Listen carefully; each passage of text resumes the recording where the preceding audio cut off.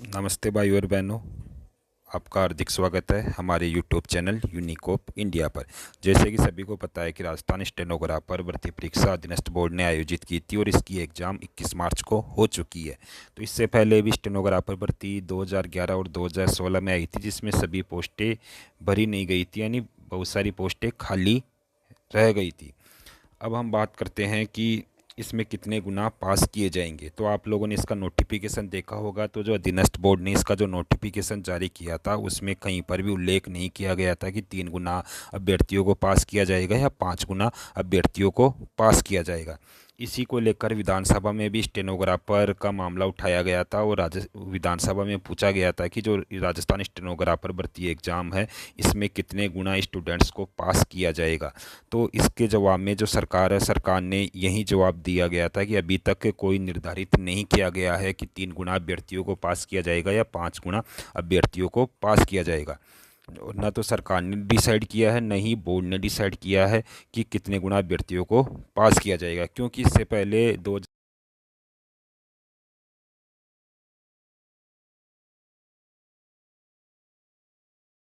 No की exam के लिए बुलाया जाएगा। यानी इसका फर्स्ट पेज कंप्लीट हो चुका है। इसके बाद में स्टेनो टाइपिंग होगी, तो स्टेनो टाइपिंग में कितने गुना अभ्यर्थियों को बुलाया जाएगा अभी तक न तो सरकार ने न ही बोर्ड ने डिसाइड किया है। इसका एक बहुत बड़ा कारण यह हो सकता है कि 2011 और 2016 में बहुत सारे पद खाली रह गए थे, जिस कारण से सरकार और बोर्ड ने अभी तक कोई डिसाइड नहीं किया गया। तो अभी आप लोगों को बता दूं कि इसका एग्ज़ाम 21 मार्च को हो चुका है और इसका पेपर का जो लेवल था, यानी बहुत सारे स्टूडेंट्स, लगभग 90% स्टूडेंट्स, यानी बहुत सारे स्टूडेंट्स बोल रहे थे कि मेरे 60% आ रहे हैं। यानी लगभग जितने भी मेरे को स्टूडेंट्स मिले सभी यही बोल रहे हैं कि हम 60%, यानी 60% से प्लस ही उनके मार्क्स आ रहे हैं। तो देखो, यानी पेपर का जो लेवल था, जैसे कि आपको पता है कि इसका ग्रेड पे 3600 है, तो ग्रेड पे 3600 है।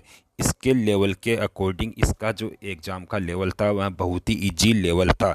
अब मैंने काफ़ी विचार किया कि इसका इतना इजी लेवल क्यों रखा गया। तो इसका एक रीज़न यह हो सकता है कि पिछले सालों में जो स्टेनोग्राफर की वैकेंसी आई थी तो उसमें पोस्टें खाली रह गई थी, जिस कारण से इसका लेवल इजी रखा गया है। अब आप लोगों को बता देता हूँ कि इसमें सब दोनों पेपरों में 40-40% मिनिमम मार्क्स रखे गए हैं। यानी सेकंड पेज में जाने के लिए कम से कम हर पेपर में आपको 40% मार्क्स तो लाने ही होंगे। यानी 2 पेपर हुए थे तो 80%, यानी 2 पेपर थे तो कुल मिला के 80 मार्क्स तो आपको लाने ही होंगे। अब देखो, अब हम बात करते हैं। देखो, कट ऑफ से बात करने से पहले मैं आप लोगों को बता देता हूँ कि इसमें लगभग 50,000 स्टूडेंट्स अभ्यर्थी इस एग्ज़ाम में बैठे थे और उसमें से भी बहुत सारे स्टूडेंट्स ऐसे थे जिन्होंने तैयारी नहीं की थी और बहुत सारे स्टूडेंट्स ऐसे थे जो कॉमन एग्ज़ाम्स में थे। यानी वो सही, बहुत से स्टूडेंट्स पटवारी की तैयारी कर रहे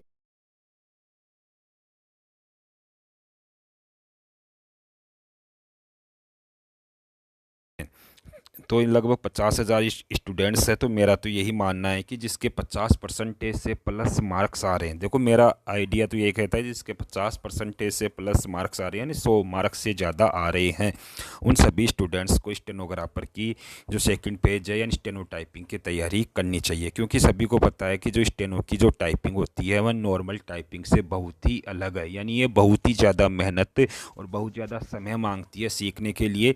इसी कारण से बोर्ड ने भी अभी तक नहीं बताया कि 3 गुना को पास किया जाएगा या 5 गुना को या 10 गुना को। तो यानी बहुत ही कठिन होता है स्टेनो टाइपिंग। इसीलिए मैं यही कहना चाह रहा हूँ कि जिसके 50% से ज़्यादा मार्क्स आ रहे हैं उनको स्टेनो टाइपिंग की तैयारी करनी चाहिए। फिर भी देखो, एक अनुमानित कट ऑफ है। मैं आपको मेरी कट ऑफ आपको बता देता हूँ। जैसे हम बात कर लेते हैं जनरल कैटेगरी, तो मेल कैंडिडेट के जिनके 115 प्लस मार्क्स आ रहे हैं उनको स्टेनो टाइपिंग की तैयारी करनी चाहिए। फीमेल के 108 प्लस मार्क्स आ रहे हैं उनको स्टेनो टाइपिंग की तैयारी करनी चाहिए। इसके बाद अपन बात करते हैं ओबीसी। तो ओबीसी मेल में जिनके 110 प्लस मार्क्स हैं उनको स्टेनो टाइपिंग की तैयारी करनी चाहिए। फीमेल को 105 प्लस मार्क्स यदि आपके आ रहे हैं तो आपको स्टेनो टाइपिंग की तैयारी करनी चाहिए। इसके बाद में देखो, अपन एससी की बात कर लेते हैं। एससी मेल में 90 प्लस मार्क्स आ और फीमेल में 80 प्लस मार्क्स, यानी मिनिमम मार्क्स आ रहे हैं। फीमेल में दोनों पेपर में आपके 40-40% मार्क्स है, तो आपको टाइपिंग की तैयारी करनी चाहिए। इसके बाद में बात करते हैं अपन एसटी की। एसटी मेल में देखो 85 प्लस मार्क्स आ रहे हैं, 85 प्लस मार्क्स आ रहे हैं मेल के, तो आपको स्टेनो टाइपिंग की तैयारी करनी चाहिए। फीमेल के मिनिमम मार्क्स यानी 80 मार्क्स आ रहे हैं तो आप तैयारी करो। एक्समैन के देखो, यदि आपके 90 प्लस मार्क्स आ रहे हैं तो आपको भी स्टेनो टाइपिंग की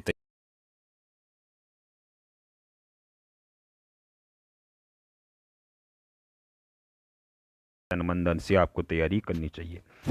अब देखो अंत में बता देता हूँ कि एक अनुमानित का टॉप है, तो इसमें देखो यानी स्टेनो टाइपिंग और नॉर्मल टाइपिंग में बहुत ही ज़्यादा अंतर होता है। बहुत सारे स्टूडेंट्स के पेपर में अच्छे मार्क्स आते हैं लेकिन वो स्टेनो टाइपिंग में फेल हो जाते हैं, उसमें अच्छे मार्क्स नहीं ला पाते, क्वालिफाई नहीं कर पाते। तो इसी में को देख कर देखो बोर्ड, मेरे को ये लगता है कि 3 गुना से ज़्यादा गुना अभ्यर्थी बुलाएगा, यानी 3 गुना से भी ज़्यादा बुलाएगा, क्योंकि इसमें लगभग 1200 पोस्ट है। तो 12 के से लगभग अपन देखें तो 5 गुना या 10 गुना स्टूडेंट्स को स्टेनो टाइपिंग के लिए बोर्ड कॉल कर सकता है, क्योंकि बोर्ड भी जानता है और सरकार भी जानते हैं कि स्टेनो टाइपिंग हार्ड पड़ती है। और जी और पिछली भर्तियों को भी देखा जाता है तो इसमें पोस्टें भी खाली रहती है। तो यदि आपके 50% मार्क्स आ रहे हैं किसी भी कैटेगरी में तो आपको स्टेनो टाइपिंग की तैयारी करनी चाहिए। और भी कैटेगरी वाइज मैंने मेरी अनुमानित कट ऑफ बता दी है, मैंने ये कट ऑफ एक सेफ जोन की बताई है। दूसरी चीज़ है कि यदि आपके 50% मार्क्स आते हैं और आप स्टेनो सीखते हैं तो इसमें कोई बुराई नहीं है। और यदि आप पहले देखो, सबसे ज़्यादा बेनिफिट इसमें उसी कैंडिडेट को होगा जिसने स्टेनो सीख रखी है, क्योंकि स्पीड बनाना भी इसमें बहुत बड़ी बड़ी बात है। स्पीड बनाने के लिए अब आपके पास 2-4 महीने जितना भी टाइम मिलता है तो आप एक अच्छी स्पीड गेन कर सकते हो। यह अच्छी स्पीड कब प्राप्त कर लोगे, जब आपको स्टेनो आपने पहले से सीख रखी है या आपकी स्टेनो पहले से आती है। तो जिनको भी स्टेनो आती है तो आप अब स्पीड पे अपना ध्यान दें। और जो नए स्टूडेंट्स हैं, यदि आप इतने कम समय में स्टेनो सीख के स्पीड बना सकते हैं तो आप भी पूरा जोर लगा सकते हो, क्योंकि एक बहुत ही अच्छी वैकेंसी है। इसका ग्रेड पे भी 3600 है, जिस कारण से अच्छी वैकेंसी है राजस्थान की।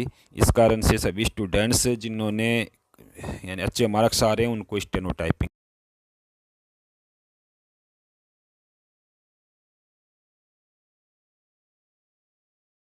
का भी बयान सुना था। उन्होंने किसी न्यूज़ को अपना बयान दिया था कि अभी स्टेनोग्राफर की यानी इनकी जो प्रक्रिया चल रही है, तो वहाँ जो नए, अब आपको पता है कि हरि प्रसाद शर्मा जी नए बोर्ड के जो चेयरमैन नियुक्त किए गए हैं, तो उनका भी यही एम है कि मैं जल्द से जल्द भर्तियों का रिजल्ट जारी करके एक वह अच्छा मैसेज देना चाहते हैं। क्योंकि आपको भी पता है कि जो भी कोई नया आदमी आता है तो अपना एक इम्प्रेशन, अलग ही इम्प्रेशन दिखाना चाहता है, जिससे इसी को देखते हुए लगता है कि हरिप्रसाद जी इस जो स्टेनोग्राफर भर्ती को लेकर सीरियस लेंगे, इसकी जल्दी एग्ज़ाम कंडक्ट करवाएंगे टाइपिंग की, क्योंकि इससे पहले रिजल्ट जारी कर देंगे, यानी जल्दी लगभग 1-1.5 महीने में इसका रिजल्ट जारी करके इसकी जल्दी से ही स्टेनो टाइपिंग करवा के इस भर्ती का निपटारा जल्दी करेंगे।